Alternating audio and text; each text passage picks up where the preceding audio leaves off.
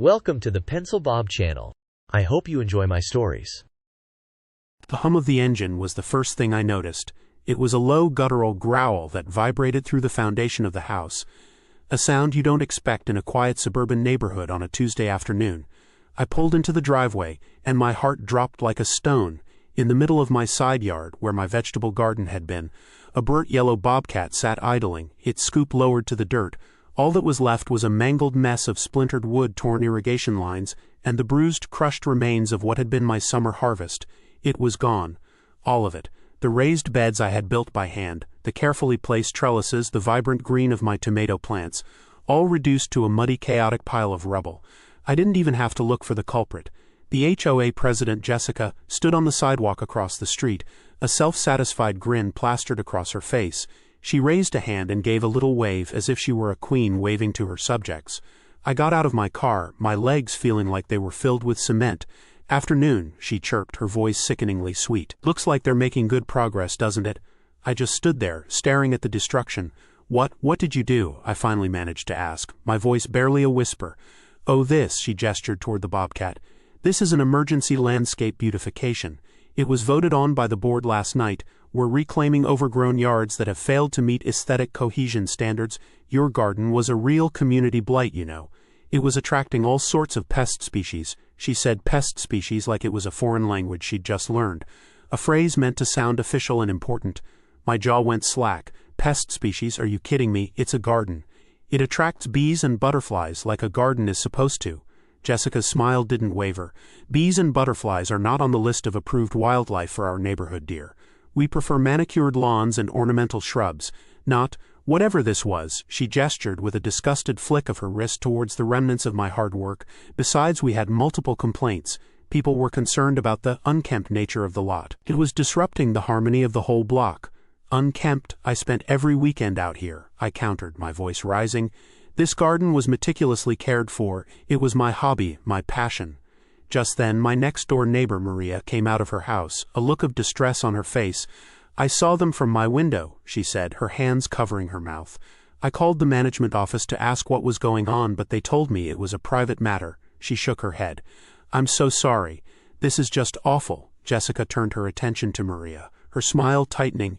"It's a necessary step, Maria. We're looking out for the long-term value of everyone's property. We can't have one yard dragging down the entire neighborhood." "This isn't about property value, Jessica, and you know it," I said, stepping forward. "This is personal. You've had it out for me since I moved in. This is about you not wanting me to have a garden." The smugness on her face hardened into something cold and sharp. "The board has spoken, and you know we have full authority under the bylaws to take action on any property that poses a risk to the community's aesthetic. You were given plenty of notice." "What notice?" I demanded. "I didn't get a single letter. I didn't get an email. Nothing." She let out a dry, humorless chuckle. "Oh, the notice was sent. You must have missed it. Perhaps it was in your spam folder. A simple email with the subject line, 'Official Notice of Land Reclamation.' Very clear, if you ask me." A new voice cut in. It was James, another board member, walking over from his house down the street. He looked less thrilled than Jessica, his expression more weary than triumphant. "Look," he said to me, "it was a board decision. We voted unanimously." "Unanimously? You didn't even contact me. How is that fair?" I asked him directly. James avoided my gaze. "The bylaws state that for an emergency beautification we don't need a homeowner's permission, just a majority board vote. It was a rapid decision. We had to act quickly." "Quickly to do what?" I said, my voice shaking with frustration. "To destroy something that was a source of joy for me. You didn't even give me a chance to harvest what was left." Jessica stepped closer, her voice dropping to a low, conspiratorial whisper. "Let's be honest," she said, her eyes flicking to Maria and James as if to make sure they couldn't hear. "That garden of yours was a mess. It was going to be a disaster. Tomatoes attract squirrels. Carrots attract rabbits. It would have been a zoo." I backed away from her, my mind reeling. I couldn't believe this was happening. I just wanted to get away from them, to go inside and figure out what to do. The bobcat finally shut down, its engine noise replaced by a sudden jarring silence. The operator hopped out, a young guy in a dirty t-shirt, and just kind of shuffled his feet, clearly uncomfortable with the scene. A couple days later I came home to find an envelope tucked into my mailbox. It was from the HOA. I opened it, my stomach tightening with dread. It wasn't a warning or an apology. It was a bill, for the bulldozer rental, a staggering amount, with a note saying payment due in 14 business days to avoid further punitive action. I sat down on my front steps, the bill trembling in my hands. The world seemed to swim around me. They had destroyed my property, and now they wanted me to pay for the privilege. Later that evening, after the sun had gone down and the street was dark and quiet, I walked back out to the curb. Something was bothering me. I looked at the area where the bobcat had been parked. I saw something, a small object half buried in the mud near the curb. I knelt down and reached for it. It was a crumpled, mud-stained piece of paper. It looked like a page torn from a small notebook. I smoothed it out and squinted at the faint writing in the dim light. It was a list. Lot 17, it read, which was my address. Then a series of bullet points: vegetable garden, pest species and aesthetic blight, emergency board vote, use of reserve funds. But at the very bottom, scrawled in a different handwriting, messier, more frantic, were 2 words, circled multiple times. The Larson Project. I looked up from the paper, my eyes scanning the quiet street. There was no one else around, just the shadows of the trees and the faint light from my windows. Who were the Larsons? What project? My blood ran cold. This wasn't just about a garden. It was about something much, much bigger. The mud-stained paper with the Larson Project scrawled on it felt heavy in my hand. My mind raced, trying to put the pieces together. The name didn't ring a bell. I had been living here for a few years, and I was sure there were no Larsons on my street. I knew most of the families, at least by sight. I went inside, my brain a whirlwind of questions, and the first person I thought to call was Maria. She knew everyone, and she was always on top of the neighborhood gossip. "Maria, it's me," I said when she answered. "I need your help with something. Do you know anyone named Larson in the neighborhood, or maybe they used to live here?" "Larson?" she repeated, a note of confusion in her voice. "No, I don't think so. I've been here for 20 years and I don't recall any Larsons." "Why? What's going on?" I told her about the note I had found. "I think it has something to do with Jessica and why she did this. She mentioned it was an emergency thing." Maria was quiet for a moment. Then her voice dropped to a whisper. "Hold on a minute. I just remembered something from the last meeting. It was a couple of months ago. Jessica was talking about this big proposal to update some of the common areas. She called it a partnership. She kept talking about a big-name company, but she never said the name. It was all very hush-hush. She got real mad when someone asked for more details, and she shut the whole thing down. She said it was proprietary information, and a matter for the board. A partnership? What kind of partnership?" I asked, my heart pounding. "I don't know," Maria said. "But now that you mention it, she did have this smug look on her face, like she had a secret. She even told James to keep his mouth shut when he looked like he was about to say something. It all started to click into place. This wasn't just about my garden. This was part of a larger plan. I knew I had to do something, and the only way to get answers was to go straight to the source. The next HOA meeting was on Thursday. I decided I would go and demand an explanation. Thursday evening arrived, and the community clubhouse was packed. It felt different from the usual boring meetings about pool hours and streetlights. There was a tension in the air. Jessica was at the head of the long table, a stack of papers in front of her. James was sitting next to her, looking uncomfortable. Jessica started the meeting by announcing new landscaping plans for the main entrance. "It will include some new, vibrant foliage and an updated sign," she said, her voice smooth and professional. "We're also proposing a new fine schedule for anyone who fails to maintain the standard of the neighborhood." I raised my hand and she ignored me. I kept it up until she couldn't pretend she didn't see me anymore. "Yes," she said, her voice dripping with irritation. "I want to know about my garden," I said, my voice steady despite the nervousness I felt. "And I want to know why I was billed for the destruction of my property." A low murmur went through the room. Jessica's smile vanished. "As I explained, your garden was a community blight. The matter has been decided by the board. I was never given a chance to defend myself," I said, my voice getting louder. "And you have no right to come onto my property and destroy it. This is a personal vendetta, and you're abusing your position." James cleared his throat. "It's not a personal vendetta. We had multiple complaints." "Who?" I challenged. "Give me names. I want to know who complained about my tomatoes." Jessica leaned forward, her eyes narrowing. "That information is confidential. It's in the bylaws." She held up a thick book. "Furthermore, you were sent a notice. You failed to respond, so we were forced to act. Your property was a safety risk, attracting animals that could get into other yards." "That's a lie," I said. I pulled the crumpled paper out of my pocket and slammed it down on the table. "What about this? What is the Larson Project?" Jessica's face went white. She looked at the paper, and then her eyes darted to James, who just looked down at his lap. "Where did you get that?" she hissed. I found it near the Bobcat, I said. Tell me what it is. Is it a company? Is it a group of people? James finally spoke up, his voice weak. It's just a reference, a code name for a landscaping plan. A landscaping plan that requires a bulldozer and cost me thousands of dollars, I shot back. I don't believe you. Jessica finally regained her composure. Her face hardened into a mask of pure coldness. The board has voted to issue you a fine of $2,000 for unauthorized landscape elements. You will pay the cost of the beautification, as well as a new $500 fine for disrupting this meeting. If these fines are not paid in 30 days, we will place a lien on your property. A woman from the back of the room, a homeowner I had never seen before, stood up. Excuse me, she said timidly. That seems a little harsh. She's just asking questions. Jessica didn't even turn to look at her. Please sit down. This is a matter between the homeowner and the board. Then, a tall man in a suit who I hadn't noticed before stood up near the back. He looked very official. Actually, he said, his voice calm and professional, we believe the board's decision was both appropriate and necessary to protect the property's value. He looked straight at Jessica and gave a subtle nod. Jessica returned the nod, and a tiny, almost imperceptible smile played on her lips. I was stunned. Who was this guy? Who are you? I demanded. My name is Mr. Thompson, he said. I'm with Larson Development. We're a consulting firm helping the board with a new community initiative. Larson Development. My blood ran cold.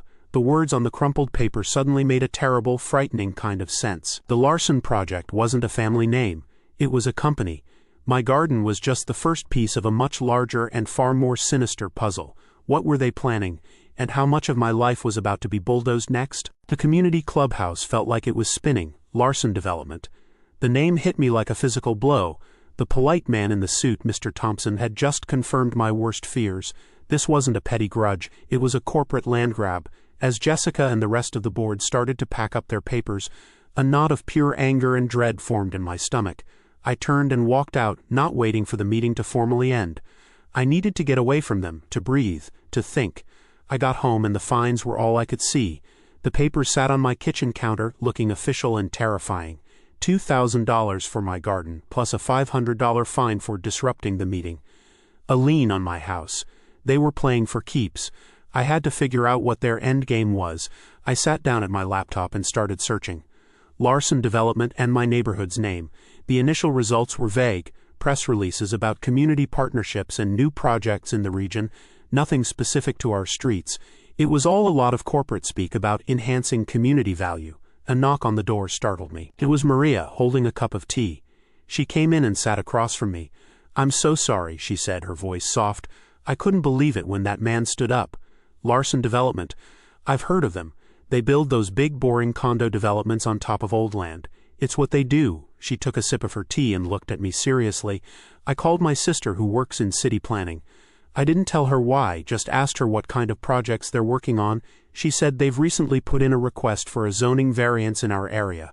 It's a big one, for high-density residential. My blood ran cold. A zoning variance? I whispered. Yeah, it means they want to change the rules for how the land can be used. It's usually a first step before they start construction. I went back to my laptop and tried a different search. Larson Development zoning variance, my city name. And there it was. A public notice buried on a government website. The application was filed 2 months ago, right around the time Maria said Jessica started acting so secretive at the HOA meetings. I clicked the link and saw a site map. It was a digital rendering of the neighborhood. The common park, the walking trails, the dog park, even the little plot of trees behind my house, all of it was colored in a bold, aggressive red. The legend next to it read, Proposed Development Area for the Preserve at Copper Creek Residential Homes. And underneath, in small print, Acquisition of all common land by Larson Development pending HOA approval. They weren't just bulldozing my garden. They were planning to bulldoze the entire heart of our community. My phone rang. It was James. I almost didn't answer, but his shaky voice on the other end made me. You have to be careful, he said, his voice low. Jessica knows you're asking questions. I'm afraid she's going to find a way to make your life a living hell. I hung up and my phone immediately buzzed with a new email. It was from the HOA. I opened it, my heart in my throat. It was an official notice referencing a previously unmentioned bylaw, Article 7, Section 4. The board reserves the right to impose temporary restrictive easements on any property that is deemed a direct obstacle to community improvement projects. Failure to comply may result in immediate foreclosure proceedings. I looked out my window at the streetlights illuminating my now barren yard. They weren't just trying to get me to pay a fine, they were trying to take my home. The silence of the night felt thick and full of menace, and I knew I had stumbled into a situation far more dangerous than I could have imagined. What was a temporary restrictive easement, and how had they managed to get it approved? The fight was no longer about a garden, it was about everything. The email referencing the restrictive easement felt like a gut punch. It was a clear threat. They didn't just want to control my property, they wanted to seize it. I couldn't let them do that. I called every lawyer I could find who specialized in real estate and HOA law. Most of them laughed when I told them the story. They bulldozed your garden, that's incredible. But one lawyer, a stern woman named Ms. Reynolds, listened without a single smirk. When I finished, she just said, "Get your documents and meet me at my office tomorrow morning." The next day, I laid out everything on her big mahogany desk. The HOA's official notice, the bill for the bobcat, the crumpled paper with the Larson project on it, and the printout of the zoning variance application. Ms. Reynolds went through it all, her face a neutral mask of concentration. "This is good," she said, tapping the crumpled paper. "This is very good. This note connects the HOA to a specific development firm and a specific plan. This looks less like an HOA violation and more like a conspiracy to clear land for a private developer." I felt a glimmer of hope for the first time in weeks. "So they can't do this, not legally," she said. "An HOA can't just seize property through a temporary easement because they want to sell the land. That's a breach of fiduciary duty and potentially a breach of contract with the homeowners. And a bylaw that allows for foreclosure without due process, that's not enforceable. We're going to fight them. But we're not just going to fight them on the fines. We're going to expose what they're trying to do." The next few weeks were a blur of depositions and legal papers. I watched as Ms. Reynolds put together her case, a meticulous and brutal dismantling of the HOA's actions. She deposed Jessica, who was forced to admit under oath that the emergency beautification bylaw was never officially voted on, but rather created by the board in an executive session. James, when questioned, broke down and admitted that he and the other board members were promised a bonus from Larson Development once the land deal was finalized. He revealed that the plan was to clear the common land and several non-conforming properties, including mine, to create a new entrance to their high-density development.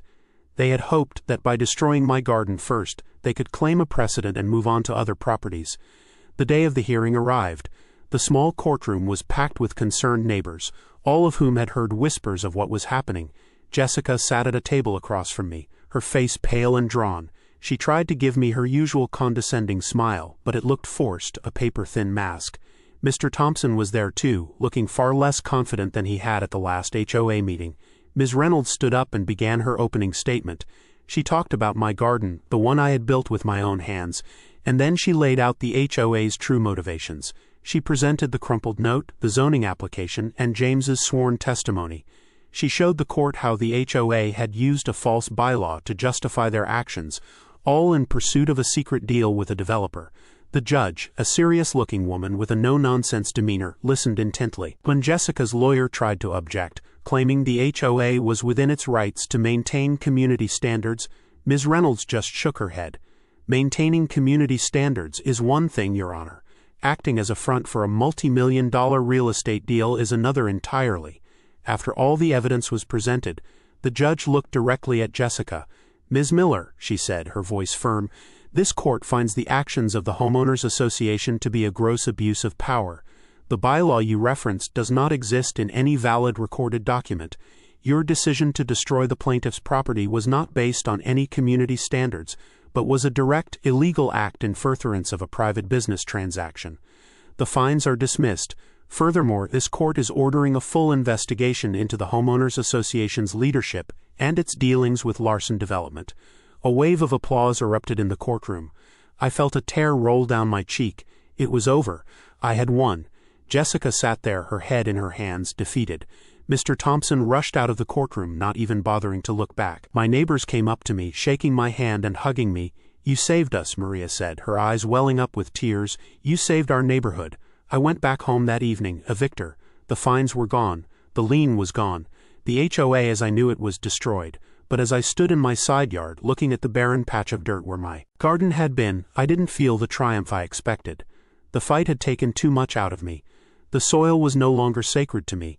It was a battlefield, a reminder of the darkness that had consumed my life for the past few months. My home no longer felt like a place of peace. It was a target, a place where a powerful and hateful person had tried to destroy me. The next day I put the house up for sale. Maria looked heartbroken when I told her. "But you won," she said. "I know," I replied, "but the victory feels empty. I can't look at that yard without seeing a bobcat. I can't look at the street without thinking about what they were trying to do. This neighborhood will be better now because of what happened. But I can't be here to see it." A few weeks later, I stood on my now empty front porch watching the moving truck pull away. I took one last look at the street. I could see my former neighbors already gathering in the common park, planting new trees where the developers had planned to build condos. I had fought for them, for a community that had stood by and watched as I was attacked. The sun was setting, casting a warm golden light over the houses, a quiet farewell. I turned and walked away, closing the door on that part of my life for good. I just finished reading this whole thing and, honestly, the sheer, unmitigated gall of Jessica is just next level. Aesthetic cohesion standards, that's a classic WA tyrant move right there. They pretend it's about the good of the community, but it's always just a power trip for people who have nothing better to do. The way she just stood there, smiling while a bobcat chewed up someone's hard work is the most unsettling part. It's not about the garden, it's about control. And the fact that they sent a bill for the destruction is just the cherry on top of a very bitter, illegal sundae. I hope the legal fees drain her bank account completely. Honestly, the most infuriating thing about this whole WA drama is the fake bylaw. They didn't even bother to properly fake it. They just made it up in an executive session and assumed no one would challenge it. The brazenness is wild. They were so confident that their flimsy rules would hold up that they didn't even bother to make a real one. It proves that this was never about upholding community standards. It was always about pushing an agenda and hoping no one pushed back. The judge's decision to call them out on it and launch a full investigation is the kind of justice you love to see. I'm sorry, but I can't get over the fact that a whole neighborhood just watched as this happened. Maria was nice enough, but what did she actually do? Nothing. And what about all the other neighbors? They saw the bobcat. They saw Jessica's smug face, and they did nothing. They sat on their hands, too scared to speak up until someone else did all the hard work for them. This wasn't just a win for the protagonist. It was a wake-up call for an entire community that was too afraid to defend its own integrity. James is the coward who got caught, but he's not the only one.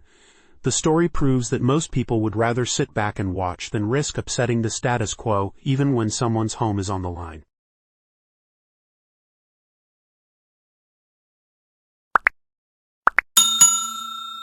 I would like to thank you for watching the video to the end. To encourage us to make more videos, please like, subscribe, comment, as well as share. Check out this other video if you haven't already.